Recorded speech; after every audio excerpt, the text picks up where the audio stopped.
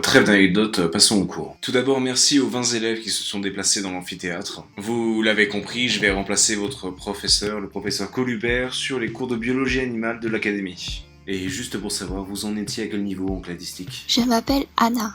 Au dernier cours, on étudiait les vers. Ah, passionnant. Mais je dois l'avouer, le sujet d'aujourd'hui est... Piranha.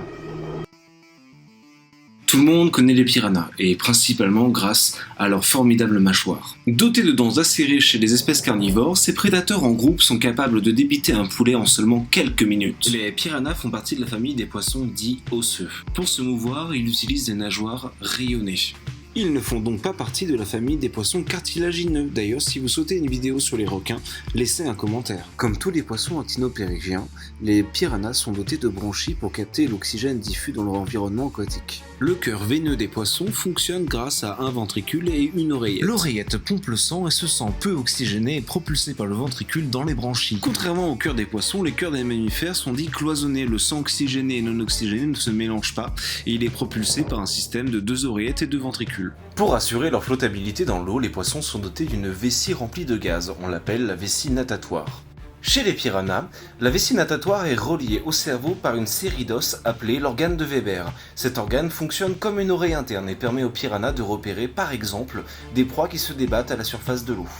Le piranha dispose aussi d'un système digestif, d'un foie, d'un cerveau et d'un système reproducteur. Parce qu'ils n'étaient pas assez nombreux. L'image de dangereux prédateurs colle à la peau des piranhas, mais qu'en est-il réellement ? Sont-ils véritablement capables de dévorer un humain en moins de quelques minutes ? Qu'est-ce qui attire réellement les piranhas ? Les piranhas sont-ils tous aussi dangereux qu'on ne le croit ? Pour briser nos légendes urbaines, je vous invite à regarder le reportage de Jeremy Wade, Rivers Monsters, sur les piranhas. C'est une super banquette, et je vous laisse le lien en bas de la vidéo. Je vous présente le Satanitis diasis. Ce petit fossile de 3 cm découvert au nord du Brésil a été déterré dans un gisement géologique datant du Crétacé, l'époque où les deux continents, l'Afrique et l'Amérique du Sud, se séparaient. Ce petit poisson serait le premier à développer l'appareil de Weber, ce qui fait de lui l'ancêtre de près de 8000 espèces actuelles. Parmi ses descendants, vous reconnaîtrez bien évidemment le silure, la carpe, mais aussi le poisson épais. D'ailleurs, je trouve que le poisson épais a une façon assez classe de se déplacer. Il ressemble un petit peu au tank russe du siècle dernier.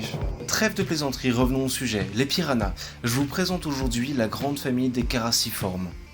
Cet ordre de poissons regroupe près d'une vingtaine de familles et plus de 1600 espèces différentes. Des très connus en aquariophilie comme les poissons tétras, ou des très dangereux pouvant vous arracher un membre, ou d'autres avec des mâchoires très impressionnantes. Mais ce sont les piranhas qui vont retenir notre attention.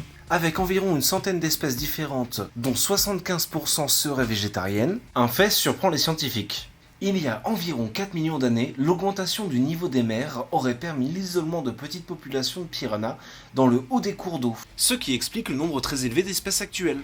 Parmi les espèces actuelles dont je vais vous parler, il y a le Pygocentrus cariba. Alors malgré sa ressemblance avec le piranha à ventre rouge, celui-ci est davantage réputé pour émasculer des ânes. Certains ont des formes allongées comme le Serrasalmus elongatus pour supporter les courants. Les plus gros sont végétariens comme le pacu. D'ailleurs, ils disposent d'une dentition très particulière. L'intestin des pacus est totalement colonisé par des petits vers nématodes appelés Rondonia rondoni. Ces petits vers nématodes peuvent représenter jusqu'à 15% du poids total de l'hôte. Ils permettent au pacu de digérer les végétaux de son régime alimentaire. Composé principalement de fruits et de noix, ces petits vers permettent d'ailleurs de digérer la cellulose.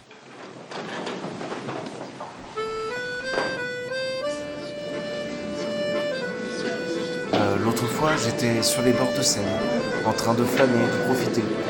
Le soleil était magnifique,